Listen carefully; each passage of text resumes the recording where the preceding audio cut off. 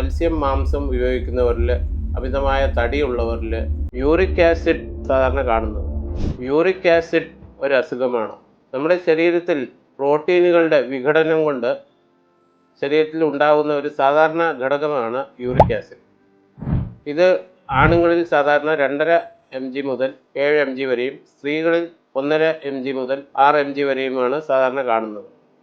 എന്നാൽ അമിതമായ മത്സ്യം മാംസം ഉപയോഗിക്കുന്നവരിൽ, അമിതമായ തടിയുള്ളവരിൽ, അതുപോലെ മദ്യപാന സ്വഭാവമുള്ളവരിലൊക്കെ യൂറിക് ആസിഡ് അത് അമിതമായ പ്രോട്ടീൻ്റെ അളവ് കൊണ്ട്, അതിൻ്റെ വിഘടനം കൊണ്ടുണ്ടാകുന്ന യൂറിക് ആസിഡിൻ്റെ അളവ് കൂടുന്നു. മറ്റൊന്ന്, കിഡ്നി ആണ് ഈ യൂറിക് ആസിഡിനെ പുറന്തള്ളുന്നത്. അപ്പോൾ കിഡ്നിയുടെ പ്രവർത്തനക്ഷമത കുറയുന്ന ആൾക്കാരിൽ, അതുപോലെ ആവശ്യത്തിന് വെള്ളം കുടിക്കാത്ത ആൾക്കാരിൽ, അതുപോലെ മറ്റ് ചില മരുന്നുകൾ സ്ഥിരമായി എടുക്കുന്ന ആൾക്കാരിൽ, മജ്ജയുടെ അസുഖങ്ങളോ അല്ലെങ്കിൽ മറ്റ് ചിലതരം ബ്ലഡ് ക്യാൻസേഴ്സൊക്കെ ഉള്ള ആൾക്കാരിലും ഈ കിഡ്നിയുടെ പ്രവർത്തനക്ഷമത കുറയുന്നത് കൊണ്ട് യൂറിക് ആസിഡ് പുറന്തള്ളപ്പെടുന്നത് ശരിയായ രീതിയിലാകുന്നില്ല. അപ്പോൾ അതിൻ്റെ അളവ് ശരീരത്തിൽ വർദ്ധിക്കും.